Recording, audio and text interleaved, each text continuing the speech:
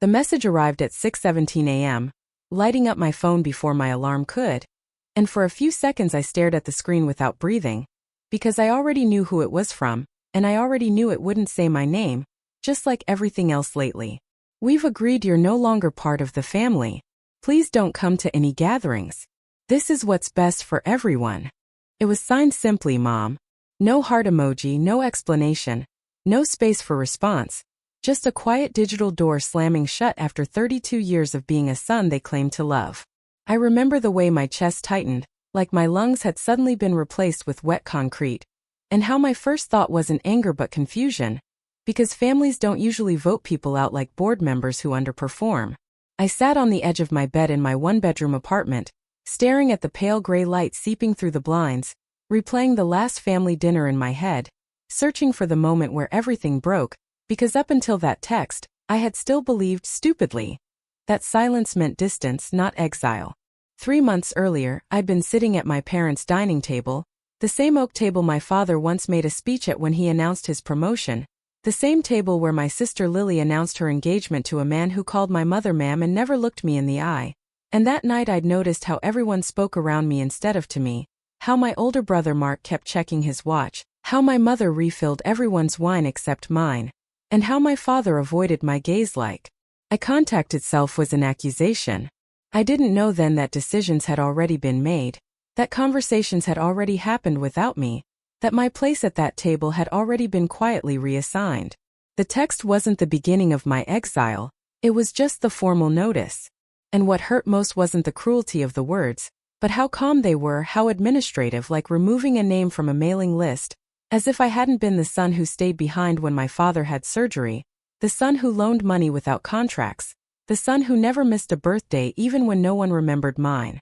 I typed a response a dozen times, deleted it every time, because what do you even say when your own mother uses "we've agreed" like a weapon, like a crowd behind her nodding in approval? And finally I locked my phone and sat there in the quiet, realizing that whatever story my family was telling about me, it had already been rehearsed, and I wasn't invited to defend myself.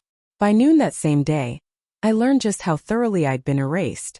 Mark blocked me on social media, Lily removed me from the family group chat, and my Aunt Carol, who used to call me her favorite, posted a smiling photo of a Sunday brunch captioned "Family is everything," and I stared at it long enough to feel something inside me harden into something colder than sadness.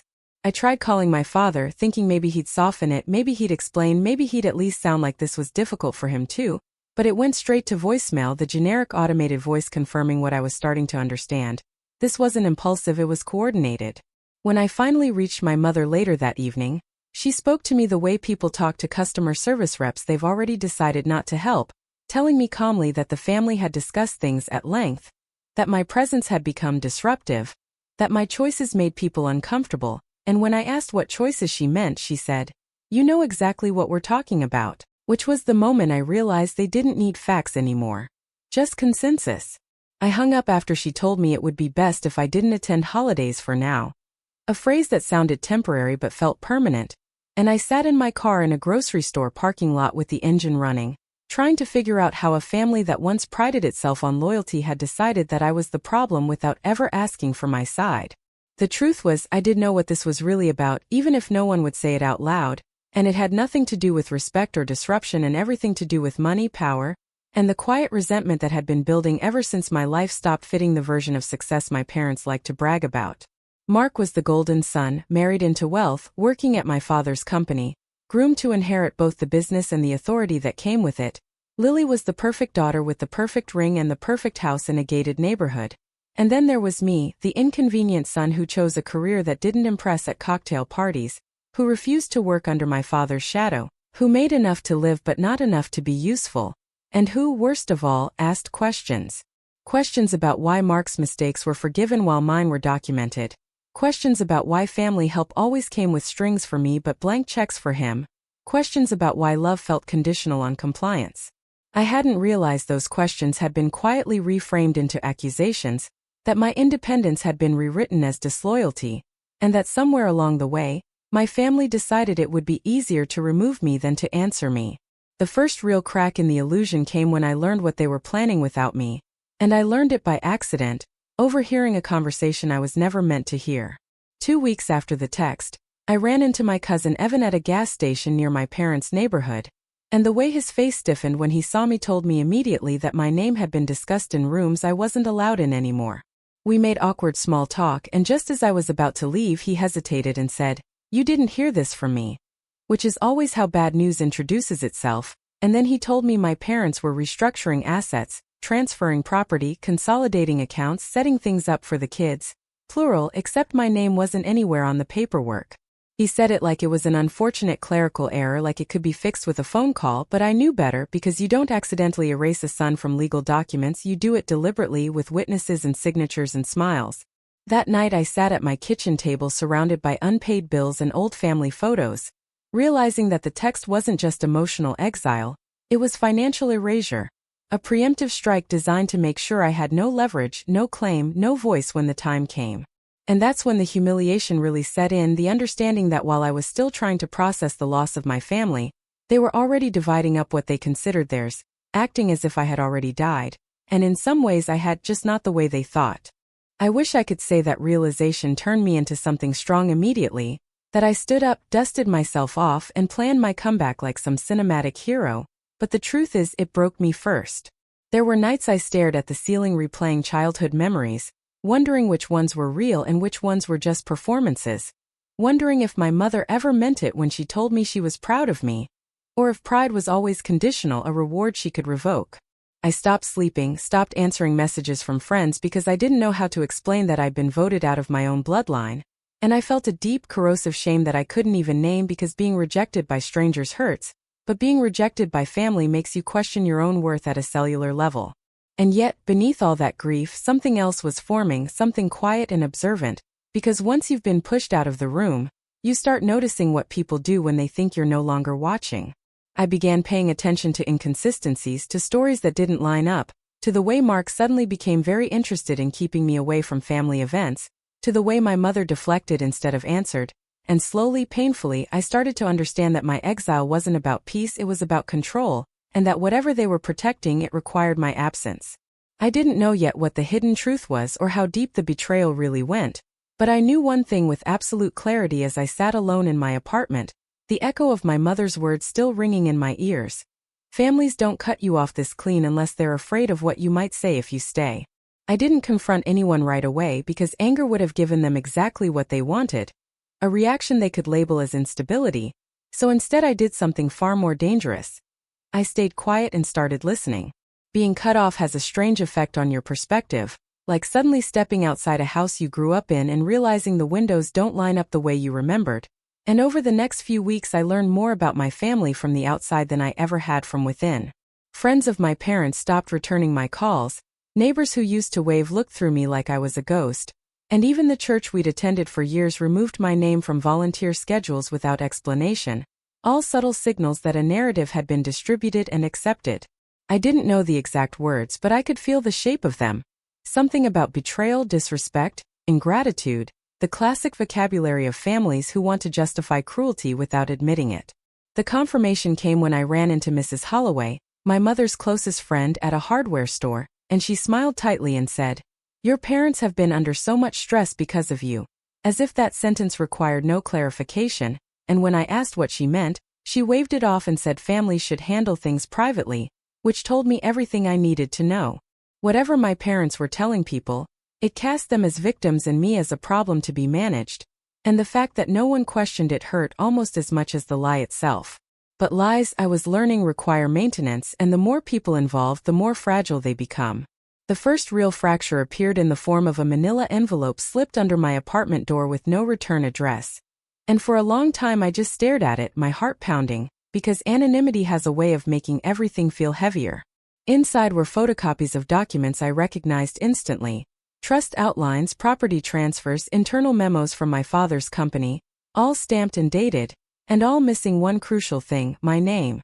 But that wasn't what made my hands shake, it was the handwritten note tucked inside, written in a careful, unfamiliar script that said, "You deserve to know what they're doing.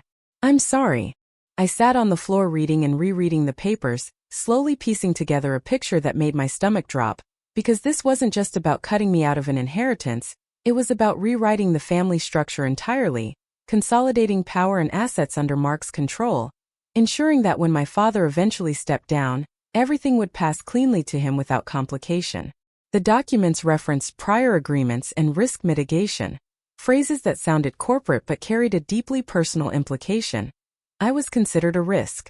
And as I traced dates and signatures, I noticed something else, something that didn't make sense at first because several of the transfers predated the text message by months, which meant the decision to erase me hadn't been emotional or reactive. It had been planned, calculated, and executed while I was still being invited to dinners and asked how work was going, while my mother still hugged me goodbye and told me to drive safe.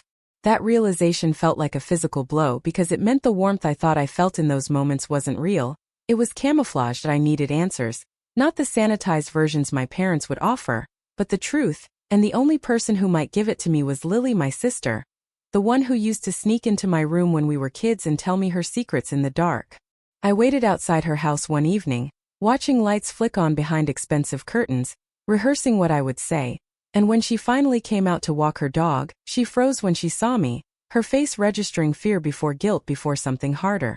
I asked her calmly if she knew what was happening, and she sighed like someone tired of pretending not to understand a language she spoke fluently, and she told me she didn't want to be involved, that things were complicated, that I should just let it go for my own good. When I showed her the documents, her hands trembled, and for a brief second the mask slipped and she whispered, "You weren't supposed to see that," which was all the confirmation I needed. I asked her why I was being treated like a liability, why they'd agreed to erase me without even confronting me, and she looked away and said, "Because you don't fit anymore." A sentence so brutally honest it left me dizzy. She told me Mark was worried I'd challenge things later, that Dad wanted everything settled cleanly, that Mom believed cutting me off now would hurt less than a bigger fight later. And when I asked if she agreed, she didn't answer, which felt like an answer anyway. Before she walked away, she said something that haunted me for weeks. "They're afraid you'll tell the truth." That was the moment my grief turned into something sharper. Because fear only exists where there's something to hide. And suddenly my memories rearranged themselves into a different pattern. I remembered arguments I'd overheard as a teenager about money that didn't add up, whispered phone calls my father took in the garage, the way Mark's college tuition was paid in cash while mine came with lectures, the way my parents reacted with disproportionate panic whenever I mentioned lawyers or contracts in casual conversation. I began to wonder if my role in the family had never been what I thought it was, if my usefulness had always been conditional, and if my independence had threatened something deeper than pride. As I dug deeper, quietly requesting public records, reviewing old company filings, connecting dots that had been scattered on purpose, a terrifying possibility began to form, one that made my stomach churn and my pulse race, because the story my family had told about itself, the one built on hard work and moral superiority, had cracks running through its foundation, and I was starting to see what had been buried beneath. I didn't yet have proof, not enough to confront them, but I had enough to know that my exile wasn't about peace or boundaries or family harmony. It was about containment, about keeping me far away from a truth that could unravel everything they'd built. And as I sat alone late one night, documents spread across my table, the weight of what I was uncovering pressing down on me, I understood something that changed the way I saw my mother's text forever. It wasn't a dismissal, it was a warning. The deeper I dug, the clearer it became that my family hadn't just pushed me out. They'd done it because I was standing too close to something rotten. Something they'd spent decades burying under polite smiles and church donations and carefully curated success stories. I took days off work and drove to county offices in neighboring towns where my father's company had quietly registered shell entities years earlier, pulling dusty files that no one ever expected a disowned son to request. And with each stamped document, the illusion cracked further. What I found wasn't a single crime or scandal, but a pattern, a long-running scheme of asset shifting, tax manipulation, and quiet legal intimidation that relied on one unspoken rule. No one inside the family ever questioned it out loud. Mark's sudden rise through the company wasn't just nepotism, it was insulation, a way to keep control within bloodlines while using external employees as buffers, and Lily's marriage wasn't just a love story. It was a strategic alliance with a family whose legal firm had handled delicate matters for years. And then there was me, the inconvenient variable, the son who didn't need the money badly enough to stay silent, who lived modestly enough not to be compromised, who asked why numbers didn't match and why certain payments were always made in cash. I realized with a sick clarity that my independence wasn't just embarrassing to them, it was dangerous, Because if anyone ever started asking how the empire was built, I was the one most likely to keep asking until someone answered. The more I understood that, the more the cruelty of the text message shifted in meaning, transforming from rejection into strategy, a clean cut designed to isolate me before I could connect the dots publicly. The confrontation came sooner than I expected, not because I planned it, but because lies have a way of panicking when they sense exposure. My father showed up unannounced at my apartment one evening, his expensive car parked awkwardly between dented sedans, his posture stiff as if the air itself offended him. He didn't apologize for the text or the silence, he didn't even sit down. He simply told me I needed to stop digging around in things I didn't understand, and the casual authority in his voice made something inside me snap. I asked him why they decided to erase me months before telling me, why my name had been removed from documents while I was still being hugged goodbye at family dinners, and for the first time in my life he looked afraid. Not angry, not disappointed, afraid. And that single expression confirmed every suspicion I'd been too cautious to fully admit. He told me families make hard choices, that stability matters more than fairness, that Mark had responsibilities I couldn't appreciate, and when I asked why stability required my silence, he told me something I will never forget, something he clearly believed justified everything. Some people are meant to benefit from the system and some people are meant to keep it running quietly. When I told him I refused to be sacrificed for their comfort, his voice dropped and he said, "You don't want to do this." Not as a warning but as a plea, and that was the moment I knew the power dynamic had shifted, because for the first time, he needed something from me more than I needed anything from him. Within days of that confrontation, the pressure escalated. My landlord suddenly informed me he'd received a cash offer to terminate my lease early. Anonymous complaints were filed against me at work questioning my professionalism, and a lawyer's letter arrived suggesting that continued harassment of my family could result in legal action, even though I hadn't contacted them since my father's visit.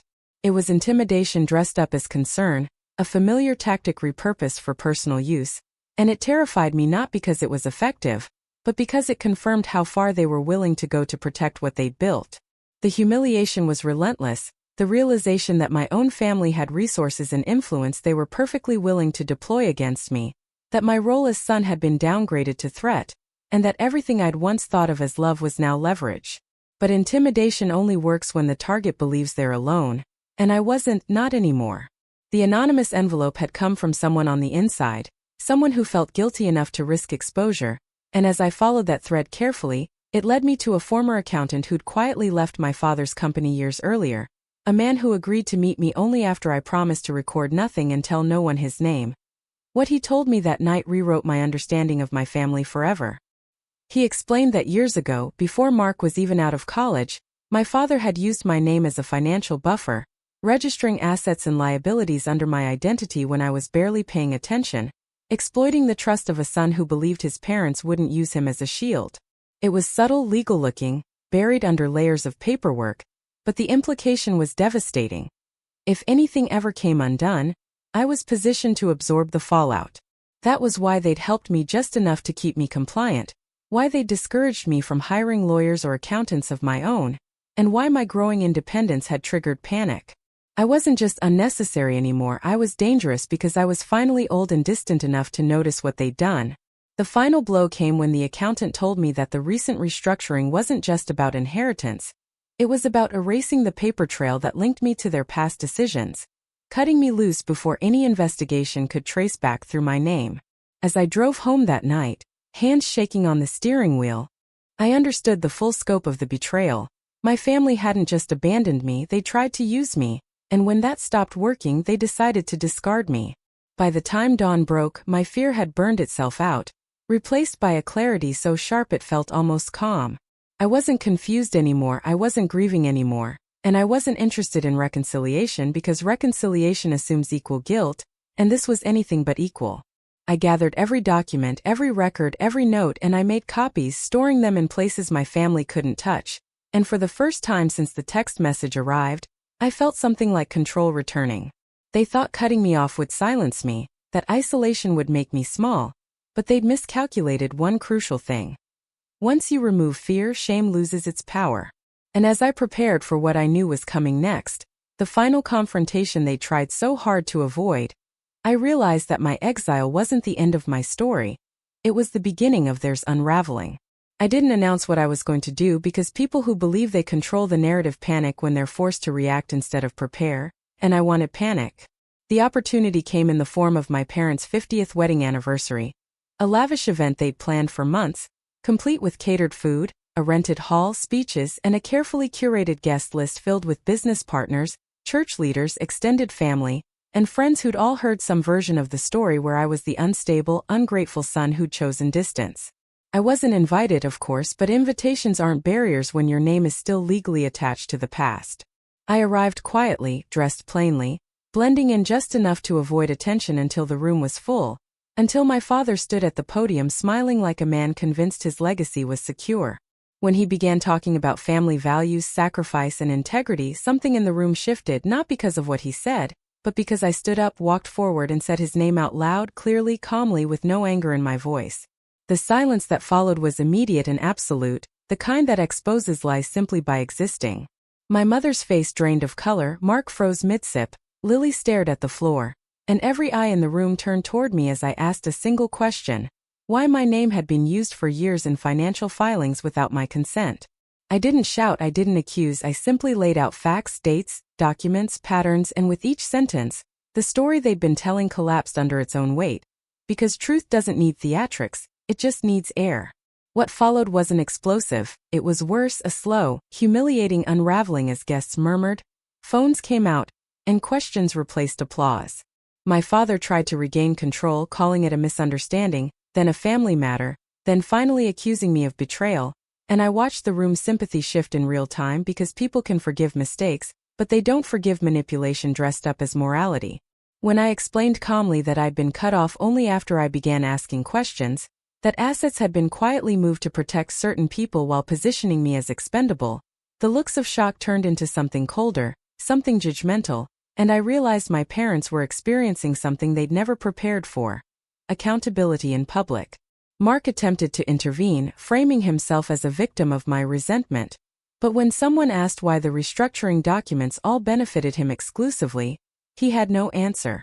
Lily left the room in tears, not because she was innocent, but because denial finally failed her. By the time the event ended, the celebration my parents had planned as a monument to their success had become a spectacle of whispered condemnation, and I walked out knowing the damage was irreversible, because reputations built on lies don't crumble loudly, they rot visibly. The aftermath was swift and merciless. Investigations followed, quiet at first, then louder as records were reviewed and patterns emerged that couldn't be explained away. Business partners distanced themselves, donations were returned, leadership roles were quietly reassigned, and the family unity my parents had weaponized against me dissolved under the weight of scrutiny. My mother called me weeks later, her voice smaller than I'd ever heard it, asking why I'd done this, asking why I couldn't have handled it privately, and for the first time I didn't soften my answer. I told her the truth had already been handled privately, for years at my expense, and that what she was feeling now was the cost of choosing control over compassion.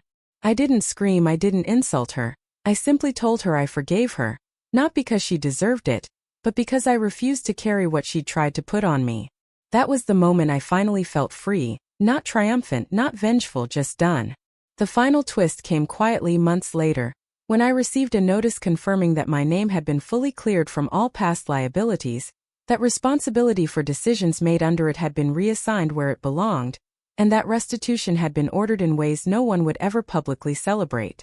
There was no apology tour, no dramatic reconciliation, no sudden change of heart, because real consequences rarely come with redemption arcs, and I didn't need one. I rebuilt my life slowly, deliberately, surrounded by people who didn't require my silence to love me, who didn't confuse loyalty with obedience. Sometimes I think about the text message that started everything, about how final it felt, how devastating, and I understand now that it was the most honest thing my mother ever sent me, because she was right about one thing: I wasn't part of that family anymore. I was something better. I was someone who walked away from inherited corruption without losing himself. Someone who learned that being cut off from toxic roots isn't abandonment, it's escape. And as I close this chapter, I don't feel loss, I feel clarity, because the family that tried to erase me taught me the most important truth of all. Blood can betray you, but integrity never will. Friends, if you liked our story, Then be sure to like and comment on the video. And to watch such story videos, subscribe to our channel and press the bell icon so that you will receive our new content every day.